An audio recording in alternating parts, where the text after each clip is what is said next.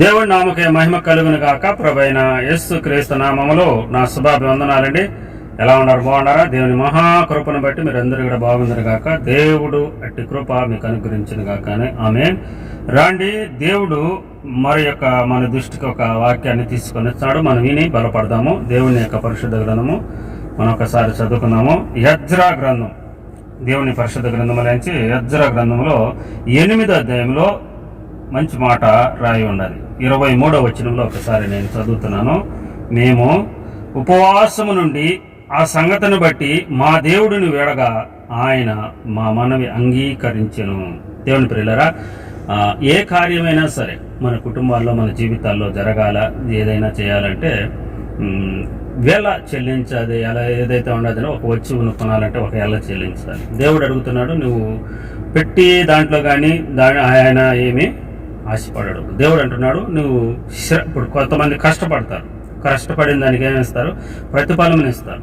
అలాగే దేవుడు కూడా కష్టము ఏ దాని మీద పడాలని అంటున్నాడంటే, దేవుడు నాకు ఈ సమస్యను బట్టి, నీ ఆహారం ఉంటుంది, తాగేదానికి నీళ్లు ఉంటాయి, అన్నీ ఉంటాయి, కానీ సమస్య మనల్ని పీడిస్తుంటది కనుక దేవుడు అంటున్నాడు, ఉపవాసం ఉండి ఏ సమస్య అయినా కానీ ఉపవాసం ఉండి ఆయన ఎదుటకు వచ్చి, నాకు ఈ సమస్యని ఆయన ఎదుట మనం ప్రార్థన చేస్తే దేవుడు చెలవిస్తున్నమాట ఏమంటున్నాడంటే, ఉపవాసం నుండి ఆ సంగతులను బట్టి వారు మా దేవుడిని వేడగా ఆయన మా మనవి ఆలకించి, దేవుని ప్రియరా ఆ మాట అంగీకరించాడంటే దేవుడు. ఆ మాట ఏదైతే ఉండదో, ఏ దానిని బట్టి వాళ్ళు ఉపవాసం ఉండి ప్రార్థన చేశారో దేవుడు దానిని బట్టి ఆలకించి వాళ్ళు ఏది అడిగినారో దాన్ని ఆయన ఇచ్చాడంట. దేవుని ప్రియులారా, 18 వచ్చినట్టు మా దేవుడు కరుణాహస్తము మాకు తోడుగా నుందునందున.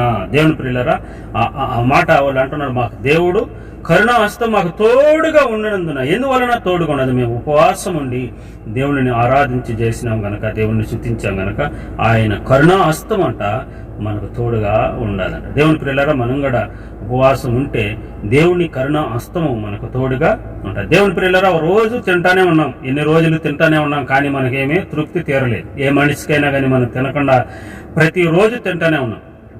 మరి ఇన్ని రోజులు తిన్నాములే, ఇంకేం వద్దులే అనేది ఏమన్నా ఉంటుందంటే లేదు. బస్తాలు మనం తింటానే ఉన్నాం, కానీ మనకు ఆకలి తీరలేదు. మన యొక్క ఎంత తిన్నా కానీ మన రేపటి దినానికి మనం అలా తినాలి, 3 పూట్ల తినాలి. కాబట్టి దేవుడు అంటున్నాడు, తినండి, కానీ నీ సమస్యలు బట్టి, నీ కష్టాలను బట్టి, లోకముకు వచ్చినట్టు సామర్థ్యంగా అందరికి వచ్చినట్టే వస్తాయి, కానీ దానిని తప్పించుకోవాలంటే దేవుడు అంటున్నాడు, ఉపవాసం ఉండి నన్ను వేడుకో, నేను నీకు కరుణా హస్తముతో తోడై ఉండి ఏ సమస్య అయినా సరే, ఏ కష్టమైనా సరే, ఏ బాధలో నువ్వు ఉన్నావో దాని నుంచి నేను విడిపిస్తాను, నిన్ను విడుదల చేస్తాను, నీ బంధకాలు తెంపేస్తాను. దేవుని ప్రియులారా, యేసు క్రీస్తు సర్వశక్తి కలిగిన దేవుడు మనము చూస్తే ఏస్తే రాని ఆ యొక్క ఒక సమస్య వాళ్ళకు వచ్చింది. ఏదైనా వాళ్ళ సమస్య వచ్చిందంటే వాళ్ళు దేవుణ్ణి బిడ్డలు కాబట్టి వాళ్ళను లేకుండా చేయాలని ఆ యొక్క రాజ ఆజ్ఞ వచ్చింది. అప్పుడు వాళ్ళు ఏం చేశారంటే, మా దేవుడిని మేము వేడుకుందాం, ఉపవాసం ఉంటాం, నేను ఉపవాసం ఉంటాను, నా నిమిత్తం మీరందరూ కూడా ఉపవాసం ఉండండి అని ఉపవాసం ఉండి ఆమె ప్రార్థన చేసినప్పుడు దేవుడు ఆళ్ల పక్షంగా కార్యం చేసినట్టు మనం చూస్తాం. మరి యొక్క దినాన మనము నిలివే పట్టణం అనేవారు చెడిపోయిన వారే, లేకుండా ఉంటే వాళ్ళు దేవుడికి విరోధంగా బ్రతికిన వారే, కానీ వాళ్ళ పరిస్థితి బాగలేదు. కానీ దేవుడు వచ్చి చెప్పాడు, దేవుడు వాళ్ళకు పంపించాడు మాట ఏమంటే, మీరు మీ పరిస్థితి బాగలేదు కాబట్టి మీరు ఉపవాసం ఉండి మారు మనసు పొంది నా తట్టి తిరిగితేనే, లేకుండా మీకు నేను ఏదో ఒక ఉపద్రవం రానిస్తాను, మిమ్మల్ని ఈ పట్టణం నాశనం చేస్తాను అని అతడు దైవజనుడు యొక్క మాట చెప్పి యోనాను పంపిస్తే అతడు వెళ్ళి ఒక మాట చెప్తాని రాజు మొదలుకొని ఆ దేశంలో మేకలే గాని గొర్రెలే గాని మరి ఏ కూడా నీళ్లు తాగకుండా, అన్నం ఆహారం తినకుండా అన్నిటినీ కూడా ఒకపెట్టారు. దేవుని ప్రియులారా, దేవుణ్ణి మనం ఒకసారి చూస్తే మనుషులం అయితే ఉండొచ్చు, కానీ మేకలు గొర్రెలు మరి జంతువులకు అన్నిటికీ నీళ్లు పెట్టకుండా, నీళ్లు చేయకుండా చేయాలంటే మన నుంచి కాదు, వాళ్ళు అంత పట్టుదలగా ఉన్నారట. కాబట్టే దేవుడే పశ్చాత్తాపడి వాళ్ళకి చేయాలనుకున్న కీడు చేయకుండా ఆ మనిషి తిప్పుకొని ఆయనను వాళ్ళ యొక్క దానిని కాపాడినట్టు మనం చూస్తాం. దేవుని ప్రియులారా, మన సమస్యలను మనకు జవాబు రావాలంటే, ఏ సమస్య అయినా సరే ఆయనకు అసాధ్యమైనది ఏం లేదు, దేవునికి అసాధ్యమైనది. అయితే మనం చేయాల్సిన ఒక మాట ఏంటంటే, అన్ని మనకున్న అన్ని సౌకర్యాలు ఉన్నా. అయితే నేను ఏం చేయాలంట, ఈరోజు నేను దేవునికి ఉపవాసం అండి, ఈ సమస్యను నాకు తొలగిపోవాలి అని మనం ఎప్పుడైతే దేవునికి ఎదుట పాదాలు పట్టుకుంటామో, ఏ బంధకాలైనా, తాగుడనే బంధకాలే కావచ్చు, వ్యభిచారమనే బంధకాలే కావచ్చు, అప్పులనే బంధకాలే కావచ్చు, అనారోగ్య బంధకాలే కావచ్చు, మరి ఏ బంధకాల్లో నువ్వు ఉన్నా మరి ఆ బంధకాల నుంచి విడుదల చేస్తావు. కొంతమందికి మనశ్శాంతి ఉండదు, అన్నీ ఉంటాయి, డబ్బు ఉంటుంది, బంగారు ఉంటుంది, ఆస్తులు ఉంటాయి, కార్లు ఉంటాయి, అన్నీ ఉంటాయి, కానీ మనశ్శాంతి ఉండదు. అది కూడా కావాలన్నా కానీ యేసు ప్రభు పాదాలు ఎదుటికి వెళ్తాయి. ఎందుకంటే నా శాంతి మీకు అనుగ్రహించి వెళ్తున్నాను.